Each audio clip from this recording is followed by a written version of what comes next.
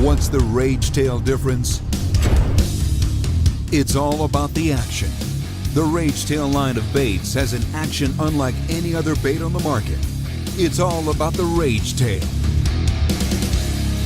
So many body styles, so many different baits to choose from. And they all have the patented rage tail flange. It's the rage tail difference by Strike King. Hey guys, Jon VanDam here, and we got another question from a reader. Mike Smith asks, when and how do you decide on what types of line to throw? Is it baits? Is it conditions? Is it clear water between monofilament, fluorocarbon, and braided line?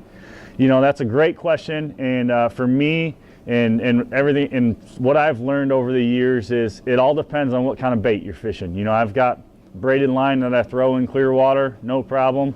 For me though, it's mostly fluorocarbon. I really don't use monofilament much at all anymore. I use braided line for my top waters and that type of thing. Frogs, anytime I'm fishing, thick cover, or I'm making long casts, like this sexy dog is one of my favorite top water lures.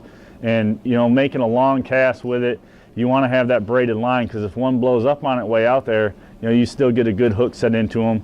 Heavy cover like frog fishing, punching, heavy weed mats, flipping lily pads, stuff like that. You definitely want to take advantage of, that feature with the braid having no stretch, and, being able to get some of those heavier line sizes with the smaller diameters. I use the Power Pro Max Quattro. That's one of my favorites, hands down, because it's 30% slimmer or thinner, I guess, diameter wise than what the original Power Pro was. The Super Slick 8 Power Pro is what I use on all my spinning rods, for launching tubes a long ways. Fluorocarbon leader on those, however, because the water's so clear.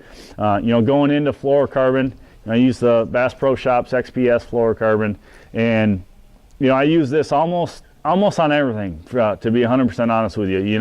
Aside from your top waters and the heavy cover type tactics, fluorocarbon is pretty much what I have spooled up on the rest of my Shimano reels, and it's kind of a great all-around. It has some stretch, not near as much as fluorocarbon does, or not near as much as monofilament does, but it's still a little bit stiffer, so it allows you to get a better hook set where it's not going to have a ton of stretch to it. So as well as the fact that it sinks. The big thing is with the monofilament, why it used to be such a great, and still is a great line for top water.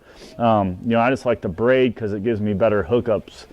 But the idea that or with the fluorocarbon that it sinks, and it's virtually invisible in the water. It's not as easily seen as what a monofilament is.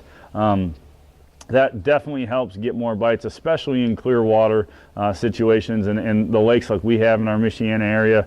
With the water being clearer than most places in the country, the fluorocarbon really helps. So Mike, I hope that helps you in deciding what type of line to spool up on your reels this next season, and we'll see you down the road.